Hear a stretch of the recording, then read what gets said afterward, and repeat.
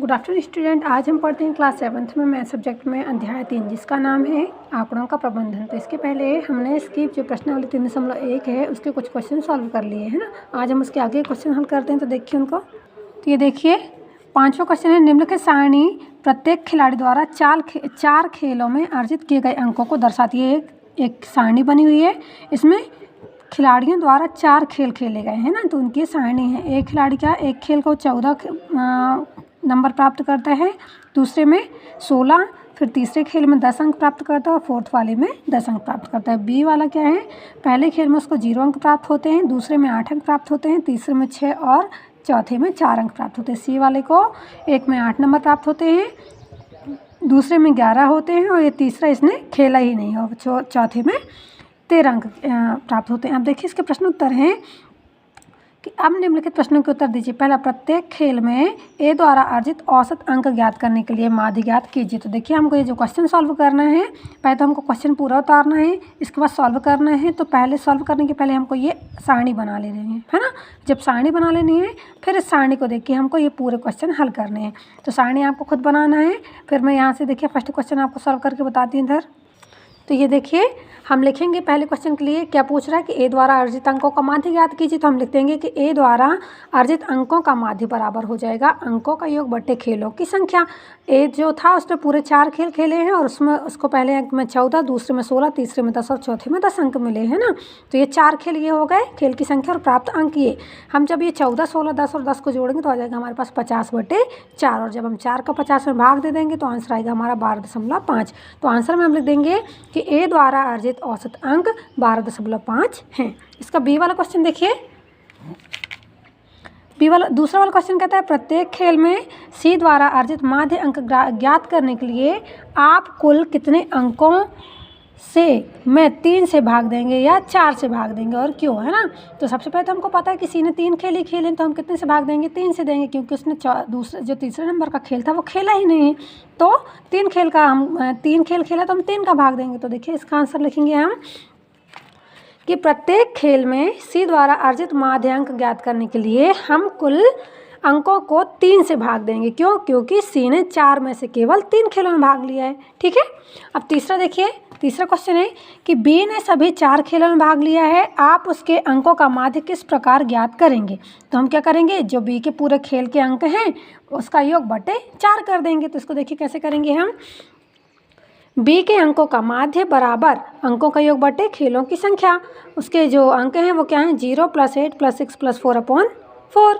तो इसमें हम ये जब ये ऐड करते हैं सब इनका तो आता है हमारे पास 18/4 और जब यहाँ हम भाग देते हैं तो आ जाता है हमारे पास 4.5। तो इसका माध्य क्या निकल के आता है 4.5। तो देखिए आंसर में हम लिख देंगे कहते हैं बी के अंकों का माध्य 4.5 है। अब इसका फोर्थ वाला क्वेश्चन देखिए, पूछा है किसका प्रदर्शन सबसे अच्छा था, है ना। तो हमको पता होना चाहिए कि ए के अंकों का माध्य। अब देखिए हम इसको हल करेंगे तो लिखेंगे पहले ए के अंकों का माध्य है 12.5, बी के अंकों का माध्य 4.5 और सी के अंकों का माध्य पता नहीं तो सी के अंकों का माध्य ज्ञात कर लेते हैं। सी के अंकों का माध्य बराबर क्या हो जाएगा, कुल अंकों का योग बटे खेलों की संख्या। तो ये जो कुल अंक थे उसके और बटे खेल जोड़ के यहाँ भाग दे देते हैं तो आ जाएगा हमारे पास 10.67। तो सी के अंकों का माध्य क्या निकल आया 10.67। अब हमारे पास ए बी सी तीनों के हैं, तीनों में से सबसे ज़्यादा किसका माध्य है 12.5, है ना। तो हम आंसर में क्या करते हैं कि ए के अंकों का माध्य सबसे अधिक कितना है 12.5 है। अतः प्रदर्शन सबसे अच्छा किसका रहा है, ए का रहा। तो हम यहाँ लिख देंगे अर्थात क्या लिख देंगे कि अर्थात ए का प्रदर्शन सबसे अच्छा रहा। ठीक है, यहाँ हमारा 5th क्वेश्चन कंप्लीट होता है। अब अगला क्वेश्चन देखते हैं। तो देखिए 6वां क्वेश्चन का कहता है कि विज्ञान की एक परीक्षा में विद्यार्थियों के एक समूह द्वारा 100 में से प्राप्त किए गए अंक क्या हैं 85, 76, 90, 85, 39, 48, 56, 95, 81 और 75 है। तो ज्ञात कीजिए। इसका पहला क्वेश्चन क्या कहता है, विद्यार्थियों द्वारा प्राप्त सबसे अधिक अंक और सबसे कम अंक। फिर दूसरा है प्राप्त अंकों का परिसर और तीसरा ज्ञात करना है समूह द्वारा प्राप्त माध्य अंक। तो पहला हम ये देखिए इसका हल करते हैं। ये देखिए हम लिखेंगे विद्यार्थी द्वारा प्राप्त अंक क्या है 85, 76, 90। ये सॉल्व हो रहा है हमारे यहाँ से क्वेश्चन नंबर 6।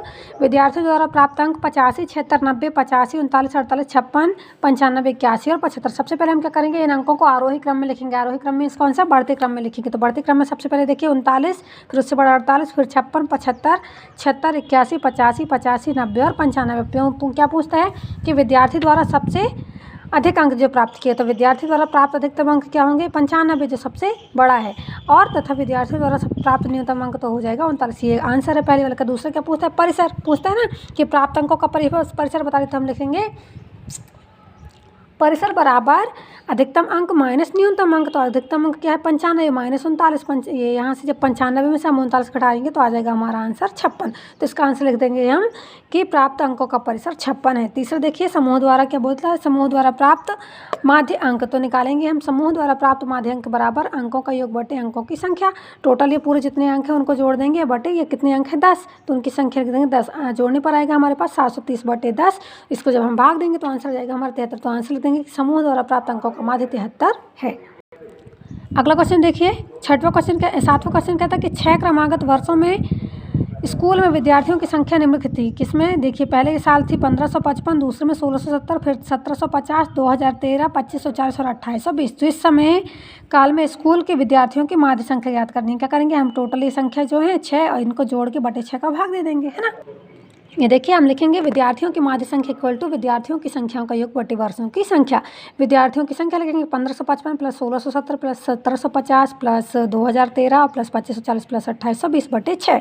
जब हम इनका योग करेंगे तो आएगा हमारे पास 12348 बटे 6 और भाग दे देंगे तो आ जाएगा 2058। तो आंसर लिख देंगे हम कि विद्यार्थियों की माध्य संख्या 2058 है। अब देखिए क्वेश्चन नंबर 8 है, एक नगर में विशेष सप्ताह में 7 दिनों में हुई वर्षा मिलीमीटर में निम्नलिखित रूप से रिकॉर्ड की गई है। तो ये देखिए दिन दिया गया है सोमवार, मंगलवार, बुधवार, यानी पूरे 7 दिन में ये वर्षा हुई है। एक दिन में 0.0 मीटर, फिर मंगलवार को 12.2 मिलीमीटर, बुधवार को 2.1 मिलीमीटर, बृहस्पतिवार को 0.0, शुक्रवार को 20.5 मिलीमीटर, शनिवार को 5.5 मीटर और शनिवार को 1.0 मिलीमीटर। तो इसमें क्वेश्चन बनाते हैं कि उपरोक्त आंकड़ों में वर्षा का परिसर ज्ञात कीजिए, इस सप्ताह की माध्य वर्षा ज्ञात कीजिए, कितने दिन वर्षा माध्य वर्षा से कम रही है ज्ञात करना है ना। तो हमें भी इसमें भी क्या करना है, सॉल्व करना है इसको। तो सबसे पहले इसकी सारणी बनाना है, फिर इसके ये जो तीनों पॉइंट है इसको हल करना है। तो पहले से क्या करेंगे हम, सारणी बनाएंगे फिर इसको हल करेंगे। तो सारणी आप लोग बना दीजिएगा, मैं आपको हल करके बताती हूँ। देखिए सबसे पहले क्या पूछता है हमसे, परिसर। तो हम लिखेंगे परिसर बराबर अधिकतम वर्षा माइनस न्यूनतम वर्षा। अधिकतम वर्षा क्या है 20.5 और न्यूनतम वर्षा 0.05, तो इसका परिसर आ जाएगा 20.5। फिर दूसरा पूछता है कि इस सप्ताह की माध्य वर्षा ज्ञात कीजिए, है ना। तो हम लिखेंगे माध्य वर्षा बराबर कुल वर्षा बटे कुल दिनों की संख्या। तो कुल वर्षा क्या है, जिसमें ये जितनी संख्या 7 दिनों की कुल वर्षा की मिली यानी 0.0 millimetre plus 5.2 plus 2.1 plus 0.0 plus 20.5 plus 5.5 plus 1.0 बटे 7।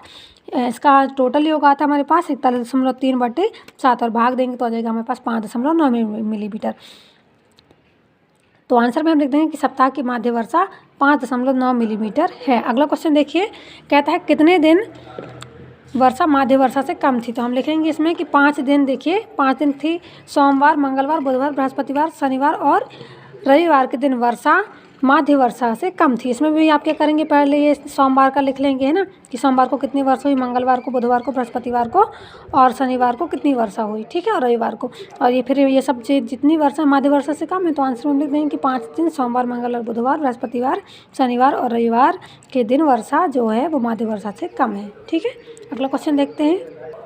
अगला देखिए लास्ट क्वेश्चन बचता है हमारी प्रश्नावली का कि 10 लड़कियों की ऊंचाइयां सेंटीमीटर में मापी गई और निम्नलिखित परिणाम प्राप्त हुए। पहले कितनी, 135, 150, 139, 128, 151, 132, 146, 149, 143 और 141। तो सबसे इसमें भी क्या दिया गया है क्वेश्चन की सबसे लंबी लड़की की लंबाई क्या है। देखिए हम इसको तो क्या करेंगे, हम इसको पहले हल करने के पहले क्या कर लेंगे कि सॉल्व डाल के लिख लेंगे कि 10 लड़कियों की ऊंचाई क्रमशः इनको लिख लेंगे कौन कौन सी में, 135, 150, 139, 128, 151, 132, 146, 149, 143 और 141। सब क्या करेंगे, इन ऊंचाइयों को, लड़कियों की ऊंचाई को आरोही क्रम में लिख लेंगे। तो फिर सबसे पहले इसमें आरोही क्रम में क्या, तो सबसे छोटी ऊंचाई रहेगी और लास्ट में सबसे बड़ी ऊंचाई रहेगी, है ना। तो अब पहला क्वेश्चन क्या कहता है कि सबसे लंबी लड़की की ऊंचाई क्या है। तो देखिए सबसे लंबी लड़की की ऊंचाई लंबाई हो जाएगी 151 सेंटीमीटर। फिर दूसरा क्वेश्चन है सबसे छोटी लड़की की लंबाई। तो सबसे छोटी लड़की की लंबाई हो जाएगी 128 सेंटीमीटर। फिर तीसरा क्या क्वेश्चन क्या बोलता है कि इन आंकड़ों का परिसर क्या है। तो इसके लिए हम क्या करेंगे, परिसर बराबर अधिकतम लंबाई माइनस न्यूनतम लंबाई। तो 151 माइनस 128 इक्वल तो जाएगा 23 सेंटीमीटर। फिर पूछता है लड़कियों की माध्य ऊंचाई लंबाई क्या है। तो लड़कियों की माध्य ऊंचाई याद कर देंगे। तो लड़कियों की माध्य लंबाई बराबर क्या हो जाएगा, कुल लंबाई बटे लड़कियों की संख्या। कुल लंबाई में कुल लंबाई में हम ये पूरी लंबाई जो दी गई है 10 लड़कियों की वो लिख देंगे, बटे 10 कर देंगे, है ना। तो टोटल लंबाई कितनी आती है 1414 बटे 10। जब हम 10 का भाग देंगे तो हमारे पास आ जाएगा 141.4। तो आंसर में हम क्या लिख देंगे 141.4 सेंटीमीटर। तो यहाँ आंसर में लिख देंगे कि लड़कियों की माध्य लंबाई 141.4 सेंटीमीटर है। अगला क्वेश्चन देखिए, पूछता है कितनी लड़कियों की लंबाई माध्य लंबाई से अधिक। तो इसका आंसर दे देंगे कि 5 लड़कियों की लंबाई जो 143 centimetre, 146 centimetre, 149 centimetre, 150 centimetre, 151 centimetre, माध्य लंबाई 141.4 सेंटीमीटर से अधिक है। ठीक है, तो हमारे ये जो प्रश्नावली यहाँ समाप्त होती है। आप जब तक इसको हल कीजिए और समझिए। धन्यवाद।